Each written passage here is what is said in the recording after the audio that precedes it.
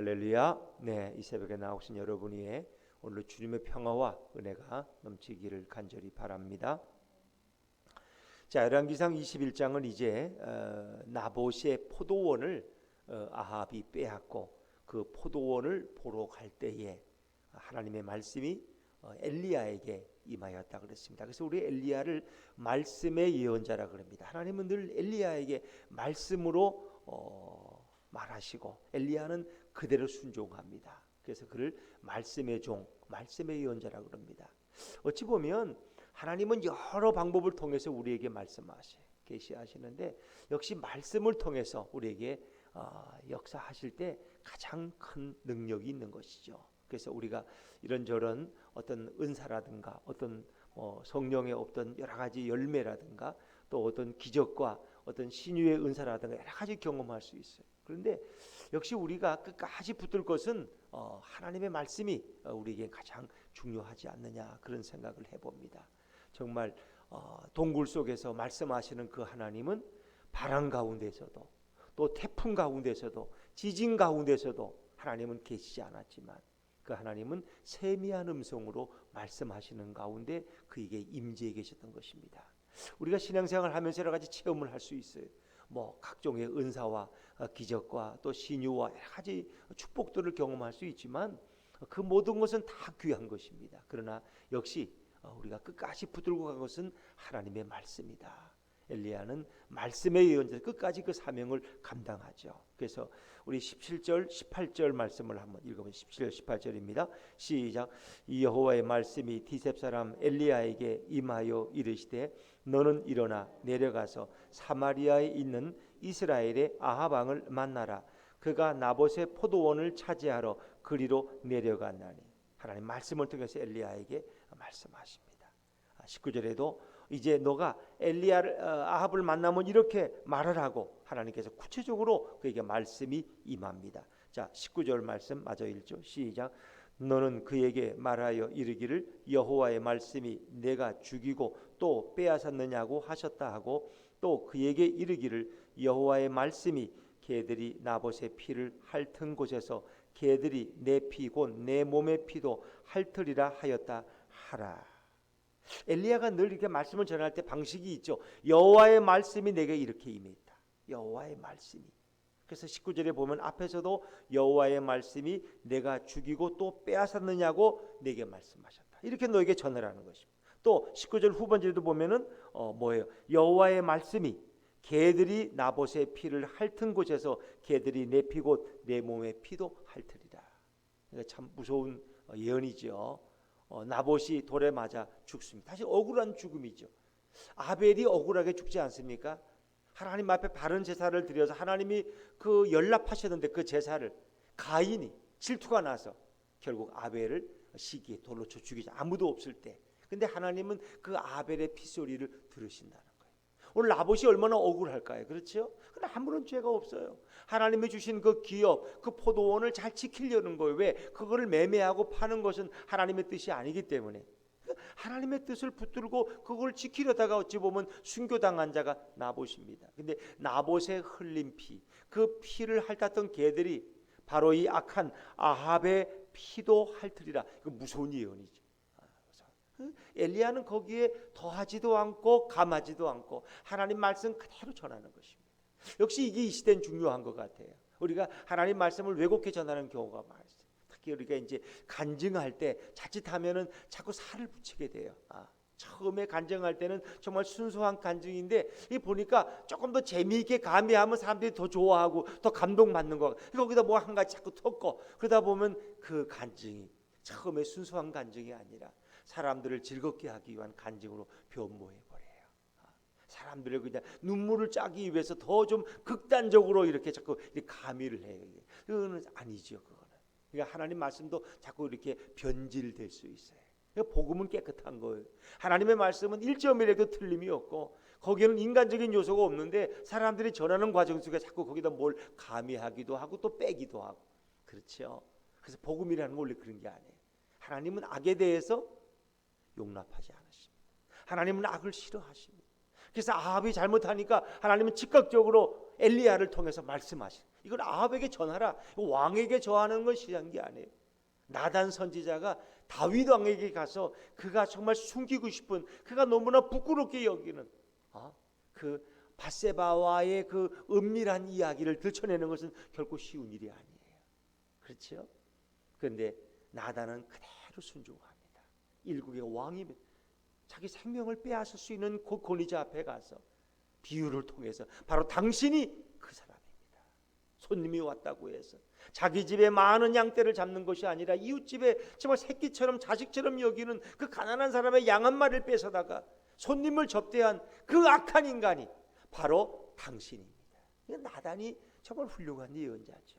근데 오늘날 이 땅에 강단의 가장 큰 비극의 현실은 복음이 왜곡된다는 것입니다. 이것이 그냥 일방적인 축복의 복음으로만, 기복주의적인 복음으로만, 예수 믿으면 다 복받는 것으로, 다 잘되고 다 복받고. 그러나 하나님은 복을 주시는 하나님이시고 우리를 용서하시지만 악에 대해서 심판하시는 하나님, 무섭게 심판하시는 하나님에 대해서는 우리가 자꾸 그 말씀을 왜곡할 수 있어요. 하나님은 이 시대 코로나를 통해서 우리에게 말씀하시는데 이것이 우리 모두에게 대한 회개의 메시지라는 걸 왜 우리는 느끼지 못합니까? 하나님은 한국 교회를 향한, 한국 교회 성도들을 향한 이런 심판의 말씀을 하고 계시는 거예요. 우리가 이것은 깨닫고 회개해야 되는데 오늘 아합이 회개한 모습을 보면서 우리도 지금이 회개할 때임을 깨달아야 돼요. 자, 오늘 하나님은 이제 뭐라고 엘리야를 통해서 말씀하시는가? 자, 20절 말씀을 한번 읽어볼까요? 20절입니다. 시작. 아합이 엘리야에게 이르되 내 대적자여 내가 나를 찾았느냐? 대답하되 내가 찾았노라. 내가 내 자신을 팔아 여호와 보시기에 악을 행하였으므로. 너가 왕이라는 그런 권위를 가지고 너가 엄청난 악을 행하였다는 거예요. 그래서 너에게 이제 재앙이 내리는데 그 재앙이 상상할 수 없는 재앙이. 자, 우리 재앙의 내용들을 21절부터 24절까지 이미 많이 거쳐온 말씀입니다만은 21절부터 24절까지 한번 우리 천천히 한번 읽어보시죠. 시작.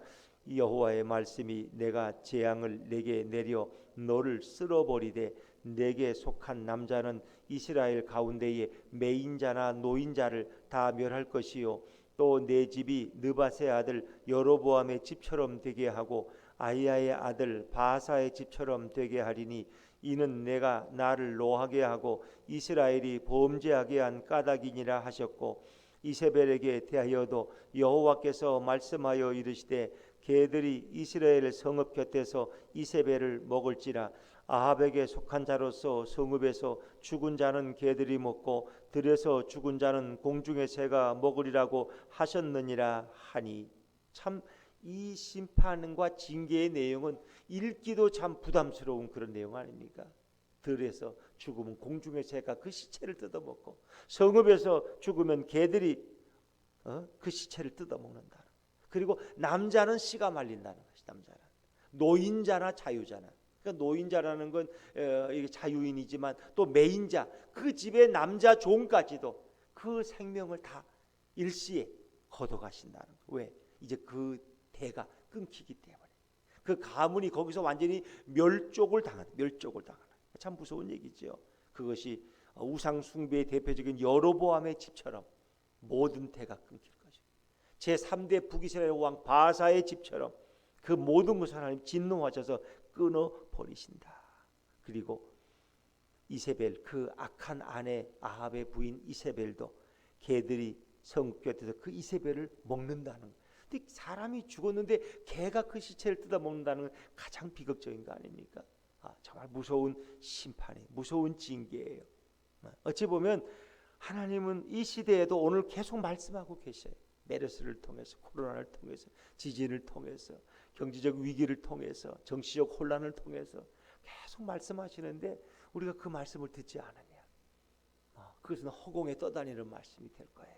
오늘 하나님은 이 아침에 열왕기상 21장을 통해서 아합에게 내리는 엄청난 이 심판과 징계를 오늘 우리도 듣고 너희도 회개하라고 주님은 말씀하시는 것입니다. 근데 하나님은 알 때 참 자세히 하셔요. 25절에 보니까 이세벨이 너를 충동했다는 것까지 하나님은 알고 계셔. 너희 부인 이 이세벨이 너를 충동시켜서 이 엄청난 악을 행했는데 너와 같은 자가 없다는, 이렇게 악을 많이 행한 자가 없다는, 하나님은 많이 진노하셨어요.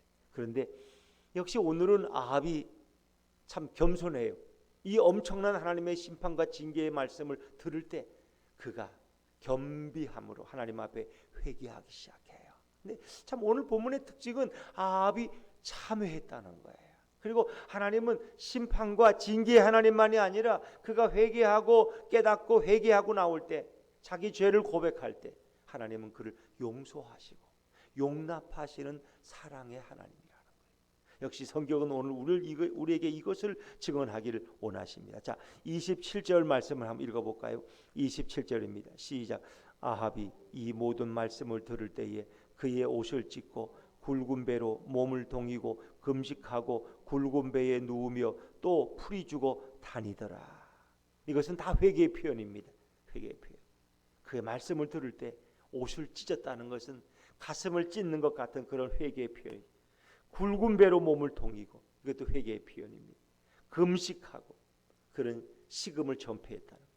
굵은 배에 누웠다. 이것은 마치 내가 하나님 앞에서 심판받아 죽은 자와 같다는 것입니다. 그런 굵은 배에 누워 죽으면 베옷에 싸서 관에 누이잖아요.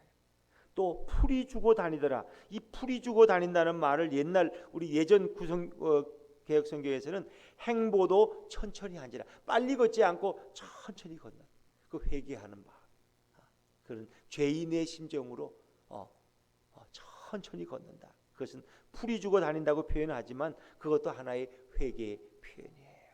하나님의 심판을 받고 그런 풀이 죽어서 정말 하나님 앞에 그런 참회하는 마음으로 그런 걸음걸이도 조심할 정도예요. 그래서 하나님의 말씀이 엘리야에게 임했는데 다시 그를 이제 그의 심판을 유보하신 하나님의 사유의 말씀이 임하죠. 자, 29절 말씀 다시 읽습니다. 28절 29절 같이 읽죠. 시작. 여호와의 말씀이 디셉 사람 엘리야에게 임하여 이르시되 아합이 내 앞에서 겸비함을 내가 보느냐. 그가 내 앞에서 겸비함으로 내가 재앙을 저의 시대에는 그의 집에 재앙을 내리리라 하셨더라. 하나님은 그의 겸비함을 보셨다. 겸손이 있죠. 그가 겸손함으로 하나님 앞에 죄인임을 자백하고 회개하는 그의 모습을, 회개의 모습을 하나님은 보셨다는 것입니다. 이 겸비라는 것, 정말 겸손함으로 자신을 비천하게 낮추고 하나님 앞에 회개하고 참회하는 아합의 모습입니다. 우리는 이 본문을 보면서 참 하나님은 이 아합 같은 이 엄청난 우상 숭배자, 남의 것을 빼앗고 죽이는 그 악한 자도 회개하고 참회할 때 용서하실 수 있구나 하는 것을 느끼죠. 우리는 구약에서 하나님은 늘 징계하시는, 심판하시는 무서운 재판장 같은 하나님만 생각하지만 하나님은 회개하는 자에게 오늘도 자비를 베푸신다는 거예요. 그래서 다윗 같은 자, 사람을, 아내를 빼앗고 그 남편을 또 숨기기 위해서 죽이게 만든 그 살해한 그와 같은 자도 하나님이 다윗을 용서하시잖아요. 그가 회개할 때 정말 얼마나 좋으신 하나님이신가. 물론 오늘 이 내용을 자세히 보면은 완전히 용서했다기보다는 그의 심판을 유보하셨어요. 그의 심판을, 그에 대해는 그의 생명을 빼앗지 않고 그 아들의 시대에야 그 집에 재앙을 내릴 것이라는 거예요. 그 재앙을, 그 심판을 유보했어요. 그러나 하나님은 자비를 베푸신 것이고 사유하심을 아합에게 베푸신 거예요. 자, 아합 같은 자도 하나님은 회개하면 용서하신다는 거예요. 김정은 같은 인간도 회개하고 하나님 앞에 나오면 하나님은 용서하신다는 거예요. 같은 자도. 그래서 요한일서 1장 9절에 보니까 만일 우리가 우리 죄를 자백하면 그는 미쁘시고 의로우사 우리 죄를 사하시며 우리를 모든 불의에서 깨끗하게 하실 것이요. 어떤 죄도 예수님 앞에 나오면 그런 자비하심으로 우리를 용서하신다. 또 이미 예수님께서는 우리 죄를 이미 십자가에서 다 짊어지시고 그 죄값을 치르셨기 때문에 누구든지 예수님 앞에 나와서 그 죄를 자백하면 예수님은 우리 죄를 다 용서하신다는 거예요. 용서하신다. 그런데 우리가 이제 한 가지 오해해서는 안 되는 것이 있습니다. 이 죄의 결과로부터 오는 고통을 피할 수는 없습니다. 죄라는 것은 우리가 죄 짓고 나면은 하나님이 우리를 징계해서 죽이진 않지만 그 죄가 오는 어떤 고통은 질 수밖에 없어요. 그래서 다윗도 결국 그 고통은 짊어지잖아요. 다 하나님이 다윗을 죽이진 않으셔서 용서하셨어요. 그런데 그 죄의 결과 그것까지 없애진 않았어요. 결국 그 죄의 결과가 뭐예요? 결국 압살롬이 아버지 다윗을 어떻게 합니까?